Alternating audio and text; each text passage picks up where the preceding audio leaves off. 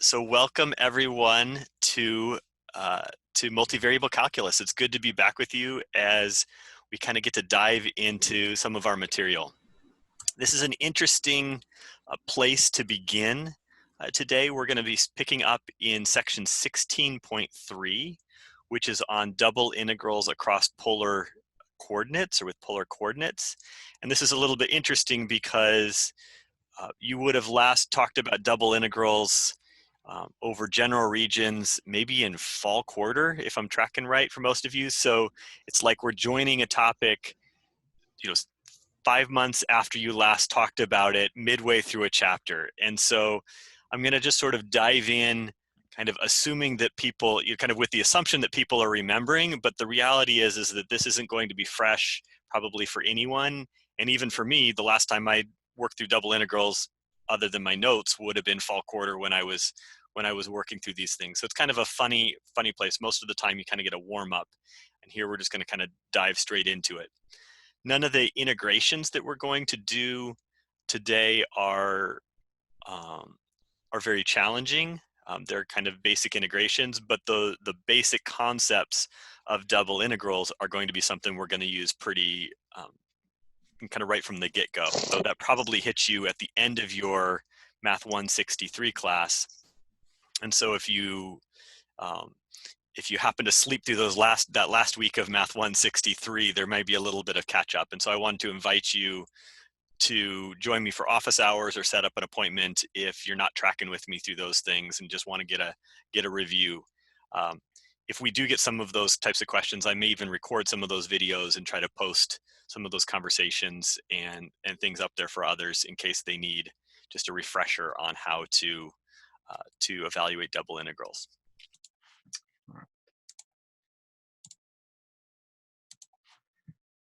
All right. Is the share screen looking okay? Okay, sweet. It's looking good.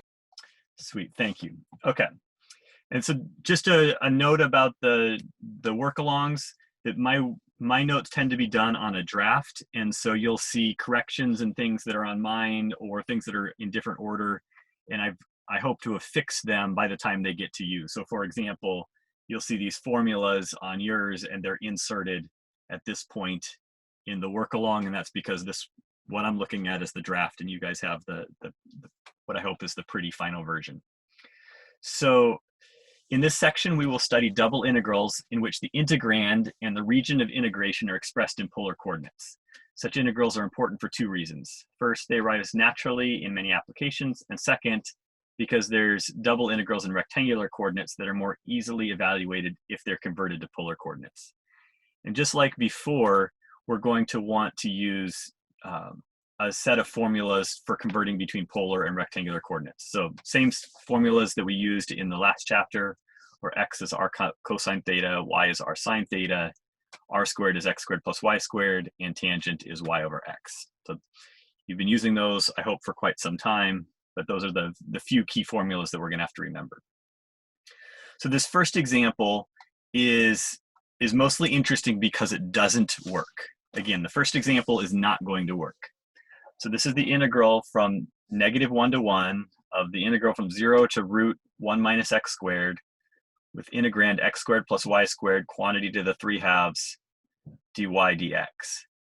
And so the first step in all of this process is going to be to sketch the region. And you may remember this from Calc 3, where you end up having to sketch all these regions.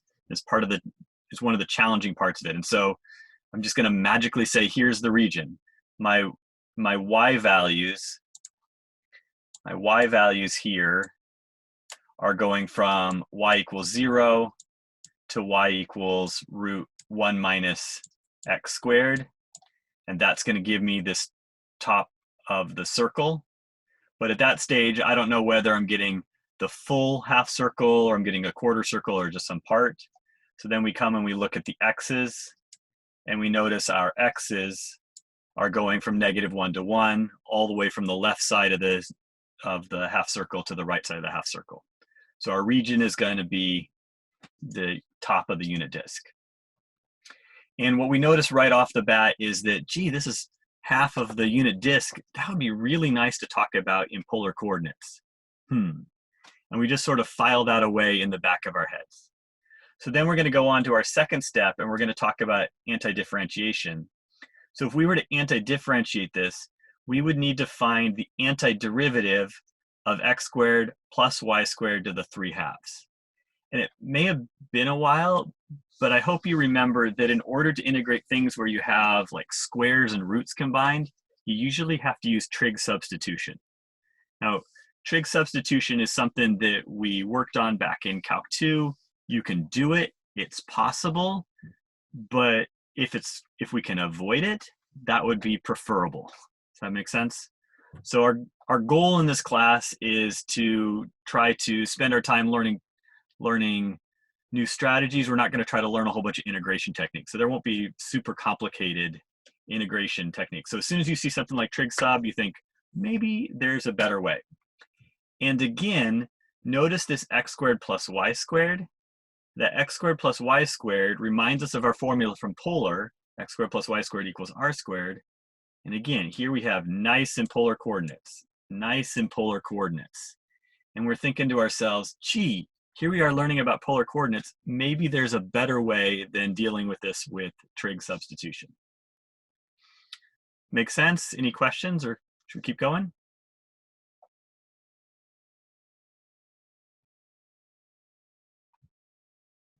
So why doesn't this integral work again? It's a good question. It may work. It's just clearly going to be hard work, because this integrand right here is going to require us to use trig substitution right there. Okay. And we're going to do our trig substitution, and then we're going to end up having to substitute in this ugly upper limit, and so it's not going to get better on the second step. So it's not that it may or may not work, but at the very least, we know it would be challenging work. And we'd rather do things that are like super easy, barely an inconvenience, than do trig substitution. Oh, so that means, are we gonna turn this into like a polar thing? That's where we're going, but we're not there yet. Okay. Cool. Good question. All right, let's move onwards. So there's this long bit of stuff in words where we're talking about the derivation. I'd like to just explain what all this says by using pictures, rather than going through the nuance of the wording. So in finding a double integral, roughly speaking, what we're trying to do is we're trying to integrate some three-dimensional surface, z equals f of r theta, across some region big R that's down here. And if you think back to your Calc 2 and Calc 3 days, what do? You break up the region into a whole bunch of little sub-regions, and then we will say, well, how tall is the function on top of each of those regions? Notice the butterfly that is just my sticker, my first sticker of the day, and the stickers tell us that we have a manipulate that we can look at that maybe will help us understand what's going on. Okay, so here's the manipulate. So imagine that this shaded region here is like that region R, and so we can split that region up into more and more little sub regions, and we could ask what's going to be the height of the function above any one of these pink regions. So maybe the height here is 17, and the height at the next one is 18, and the height of the next one is 12, and the height of the next one is whatever it is. And so we're going to multiply the area of this pink region times the height at whatever that sample point is, and that'll give us an approximation for the total volume of the region, or the double integral. And if we take the limit as the number, as the d thetas get infinitesimally small, and as the dRs or delta r's get infinitesimally small, then we'll approach the exact value of the double integral. That makes sense? People understand the idea of taking that r, breaking it up into a whole bunch of sub intervals? Does that make sense?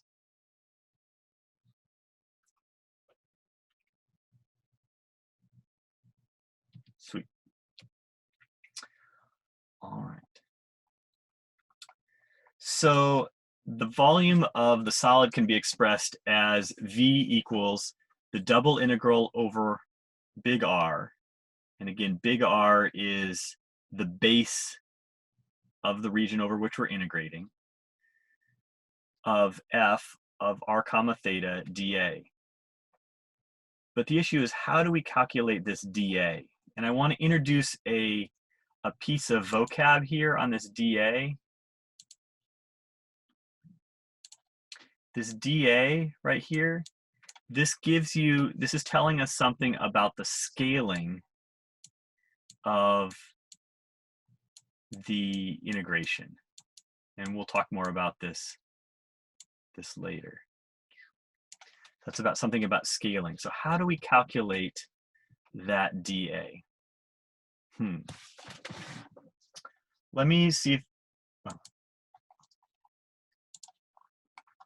so here's the little picture that's going on. So imagine that this rectangle down below, right here, that's that little pink rectangle or pink region that we were talking about earlier. We were trying to find the area of that region. And so what I want to point out is that there's sort of arcs that are forming the left and right bounds, because this is all part of a circle. So there's arcs that are here, and then there's these rays that are coming out from the origin, or straight lines that are forming our top and bottom. So let's focus in on that for a moment.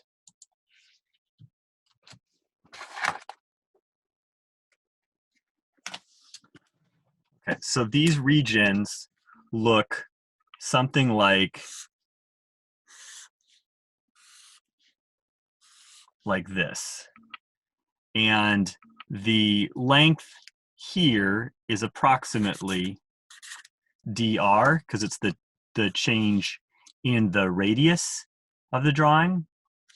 And then you'll notice that this angle here is theta, and the length of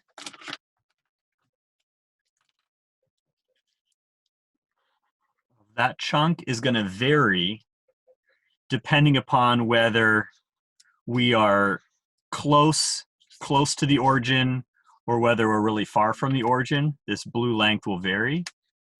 And so I hope you can see that it's reasonable that this length is r d theta. So this length is r d theta, this length is dr. And so this overall region, we're going to call a polar rectangle. And I'm going to put the rectangle in quotes because it's not really a rectangle. But as these lengths get infinitesimally small, it gets closer and closer to a rectangle, right? That this region is approximately approximately a rectangle. Here's a polar rectangle, here's a real rectangle, and the smaller your dr and your d theta become, the closer these two things become to each other.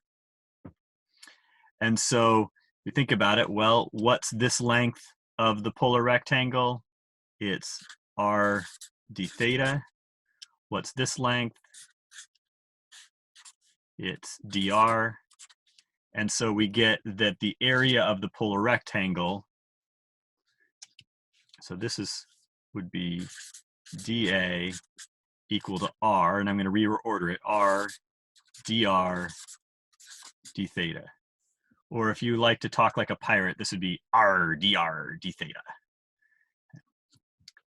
So this is our key formula, and it's coming out of some kind of intuition of the way circles work and rectangles work. Do I need to explain where the r d theta comes from? Hey, Dusty, so isn't it d theta? In this here, order here? in the figure. In the figure. In the figure. Yeah. The theta thing, that's a d theta, right? Ah, right here. Yeah. Good call. Good call. Thank you for that. Mm-hmm. Let me talk briefly about this RD theta formula because it's not supposed to be magical. So if we have a circle with radius r, what's the circumference? 2 pi r. The circumference would be 2 pi r. And what's the angle that's swept out if we go all the way around the circle? 3 pi. Well, all the way I mean around 2 would pi. be 2 pi. would be 2 pi. Yeah. Oh yeah. Would be 2 pi. And so you could think about the arc length as being equal to r times theta. And if you went all the way around, you go all the way around 2 pi and you get the full circumference. So the circumference is just a special case of this arc length formula that we've had in the past. And so in our particular case, as Jay said, this is d theta, this length is r, and so, sorry, this length is r, and so this length here would be d theta times r. Good. Keep going, onwards and upwards.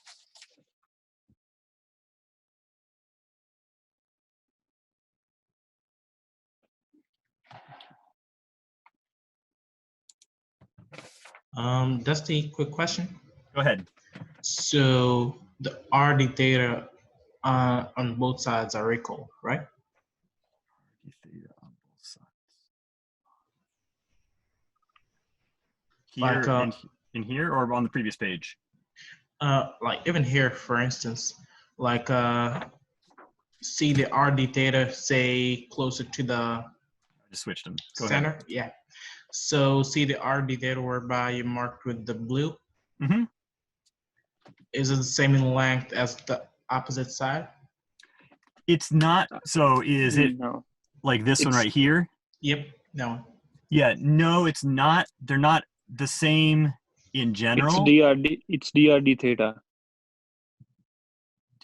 This one right here would be drd technically theta. it'd be r plus dr quantity times d r. theta. Oh yeah.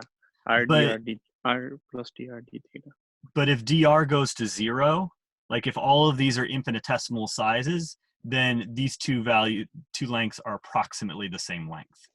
Oh yeah. So that's it's not true. perfect, but that's the beauty of calculus, is that at least intuitively, and we could work through there's a more careful, there's a more precise derivation in the text, but intuitively these two are going to be the same as long as the dr and the d theta are the same or are very small. Did that answer your question? Yep, sure did. Cool. Very good. Let's go back. All right.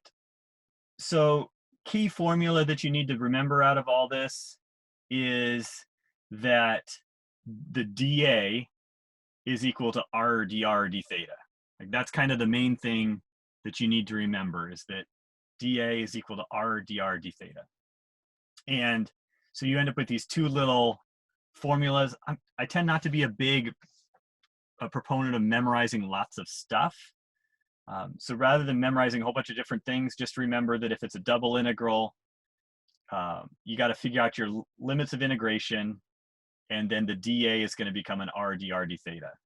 In this case, it's sort of the equivalent of a rectangle. In this case, it's kind of an uglier region. And I think I have that pictured in a second manipulate. Yeah, so here's kind of this more arbitrary region.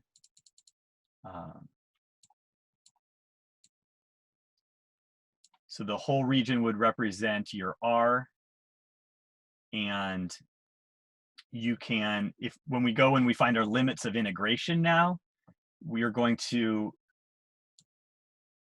your lower limit, imagine starting at the origin, your lower limit is going to be where you hit the red curve, so where your radius hits the red curve, and then you'll integrate all the way through, and your upper limit will be where the graph exits at the black curve. And one of our limits of integration would be, our thetas will go from alpha to beta, our r's will go from, in this case, g of theta to h of theta. Make sense? Keep going. Ready for an example?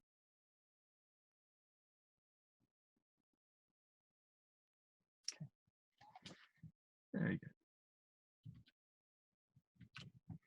All right, so let's go back to that very first example and work through the integration. And I'm going to do the first couple steps on using the screen share, and then I'll work out the integration by hand so you can see it.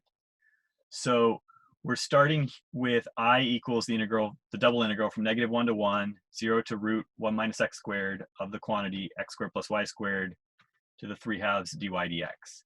And so our first step is to sketch the region of integration, and we already talked about this previously. Our second step is to try to describe that region to find the limits of integration in polar coordinates. And so this is part of a circle with radius 1 centered at the origin. And so our limits of integration are going to be where our r's are going to go from 0 to 1, 0 to 1. Start at the origin at 0, go out to r equals 1. And then our thetas are going to vary from theta equals 0 over here on the positive y-axis all the way around to theta equals pi at the negative x-axis. And so we can now set up and evaluate that integral. Let me see if I can work through the integration for you.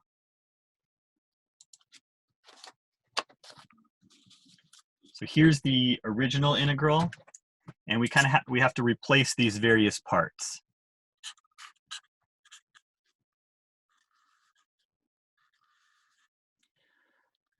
So x squared plus y squared is going to be replaced by an r squared. That's one of our key formulas.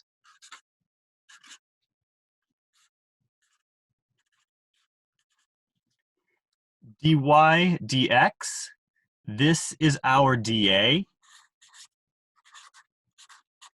And so we replace dA with r dr d theta. And then we have to replace our limits of integration by referring to the picture. And so because we're talking about the upper half of the unit circle, our r's, that's our inside limits, are going to go from 0 to 1, and our thetas are going to go from 0 to pi.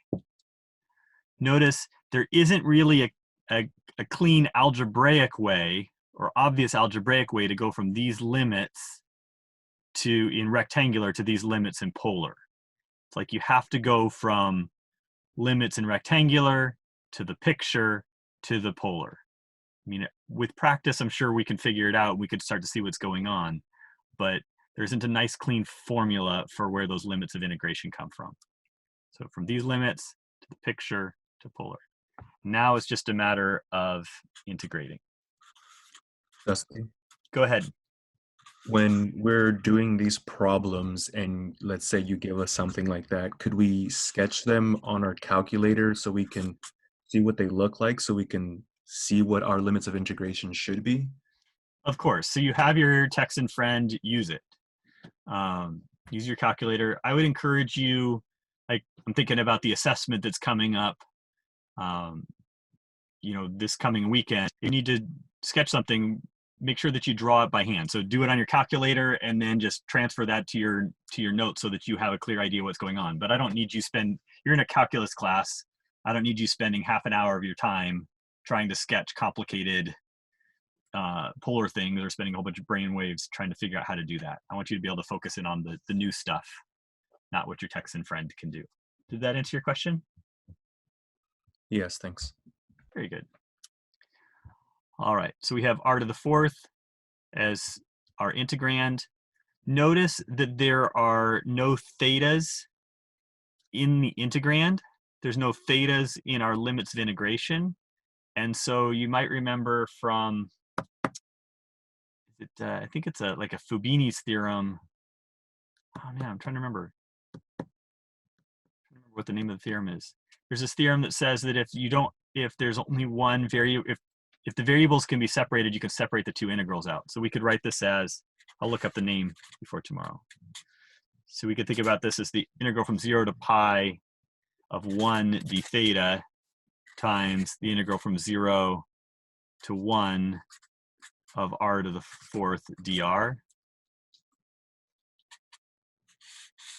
This one's going to be pi. This one's going to be 1 over 5 r to the fifth from 0 to 1. And all told, we're left with pi over 5.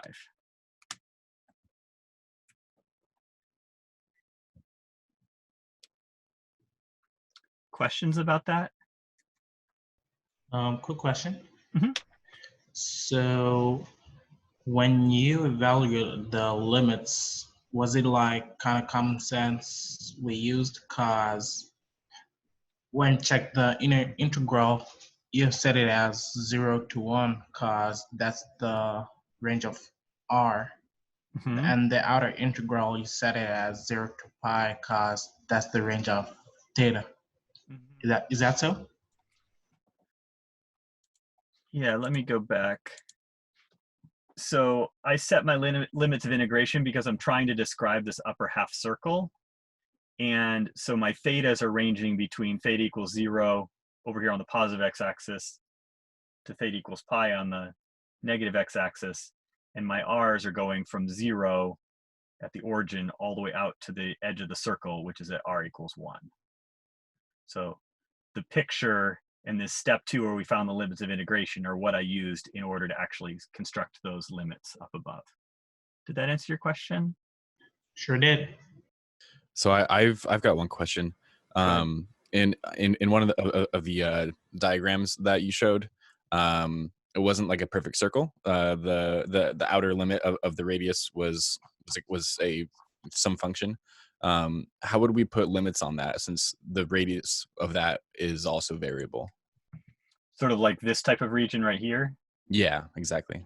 So if we were to put limits on that, we would let our r's go from the inside r, which is given by, in this case, h1 of theta, and then to the outside r, which would be h2 of theta. So you can see that happening here in the formula. Good question. Anything else? People ready to go? Very good. All right. I have a question. Go ahead, Vu. Can we switch dr, d theta? Yes, in this particular case, we could have switched the dr and the d theta. As long as there's no variables in the limits of integration, you can switch without thought. But if it was this situation where you had thetas in your limits of integration, then you'd have to be pretty careful to switch your limits of integration, just like you had to be careful if it was x's and y's in the limits. Does that answer your question? Yes, thanks. You're welcome. Good question. All right, last thing of the day. So we want to derive a formula that you already know. So I want to use a double polar integral to formulate the volume of a sphere of a radius, the volume of a sphere of radius a. Sorry about that. And so we remember the volume of a sphere. It's 4/3 pi times the radius cubed. So we're not doing this because we lack the answer.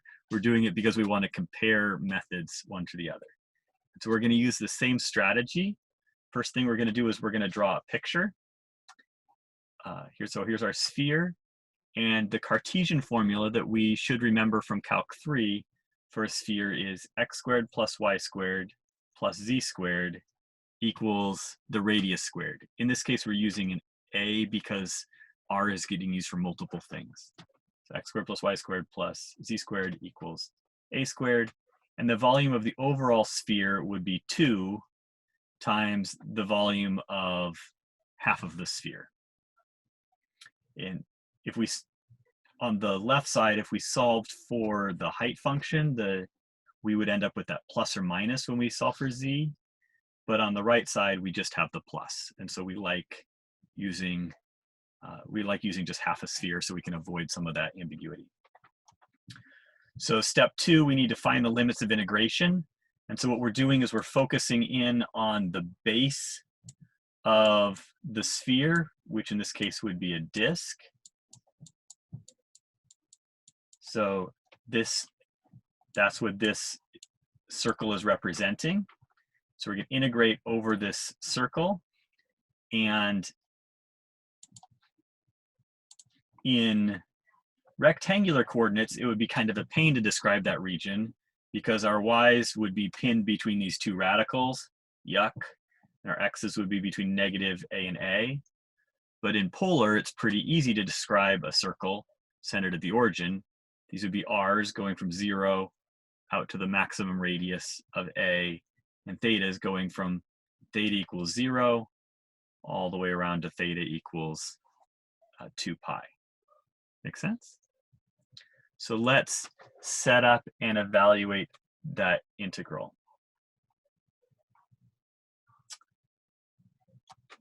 So here would be the formula in Cartesian.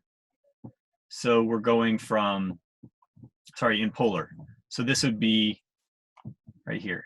So our z's were equal to square root of a squared minus r squared. So z's are equal to a squared minus r squared under the radical. So here's that square root of a squared minus r squared. That's the height of the ball, the height of the sphere, times r dr d theta. This is our dA.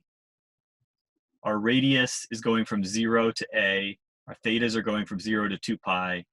And the 2 is coming because this formula is just for the top half of the ball,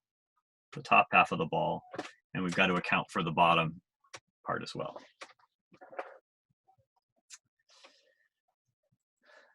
Notice again, there's no thetas. So here's that theta, and there's no thetas in this integrand, and there's no thetas in these limits of integration.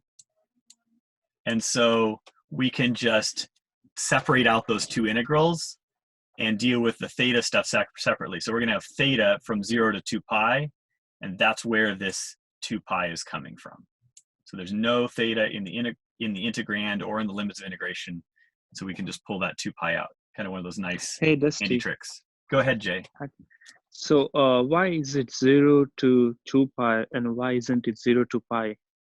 Because you split in the half, so why isn't it 0 to pi? In the limits.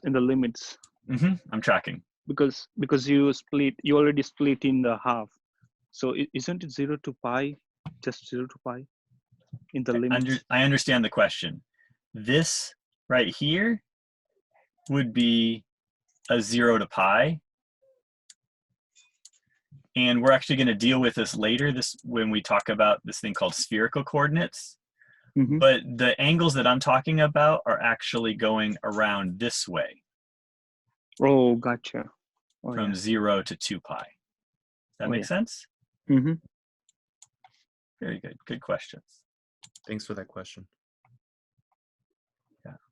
So that's why we had the 0 to 2 pi, because it was going around the base of the dome. All right, so now we just get to clean it up. So that's where the 2 pi came from.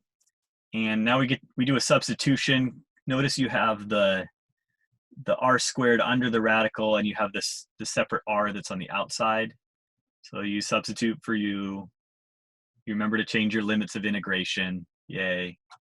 And your integrand becomes really nice. So your integrand becomes -1/2 root u du.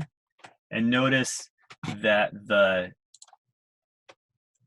limit that was at 0, the lower limit, is now becoming a squared because of the substitution. The upper limit, which was a, is now becoming 0, again, because of the substitution. That's like Calc 2 stuff. Find the antiderivative, substitute in, and we get our happy volume of 4/3 pi times the radius cubed.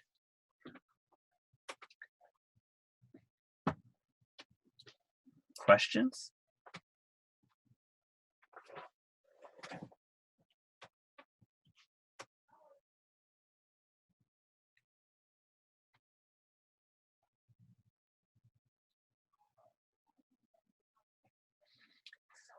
So a comment about integration. In my view as a teacher, I think that you have all paid your dues in integration techniques.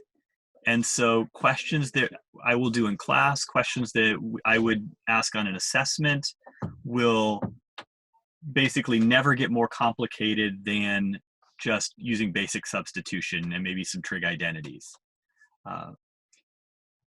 On the homework, you may have some questions that occasionally require integration by parts or trig substitution or something like that. But my emphasis really is on trying to teach you to do the multivariable calculus, wanting you to be able to work through the double integrals, the triple integrals, whatever we're doing. And I don't want you spending your time on a whole bunch of Calc 2 stuff with integration techniques. So here, where I've done the substitution and we've changed the limits of integration, this is something that we will do over and over and over again. If you don't remember how to do that, if it's been a while, I would encourage you to ask questions. Stop by office hour, set up an appointment, talk to a peer, what have you. Make sure that you're okay with that part. But for those of you that are concerned that the integrations are going to get really nasty, I think that I'm hoping to address that concern and say that this class is not difficult because the integrations are going to be hard. The integrations will basically be basic, pardon me, and rarely involve anything more than just straight up substitution. Okay. So when we pick this up tomorrow, we're going to do some more complicated examples, some somewhat more complicated examples on pages 5, 6, and 7. And that includes a really powerful derivation that I hope will give us a little bit of a segue into talking about math and some of this COVID crisis. I'd like to spend some of our time, just a little bit of our time, trying to say, what can we do to use our skills as mathematicians to try to understand what what people are talking about when they talk about, flattening the curve and how long is this going to last? Chances are we're not going to be able to do any cutting edge research, but we might be able to better understand what's going on. And so we'll get our very first little taste of that tomorrow at the end of class. You can even look at the notes ahead if you want to get a sneak peek. So as we have again confirmed the volume of a sphere, may today bring confirmation of the hope and the love that is around all of you.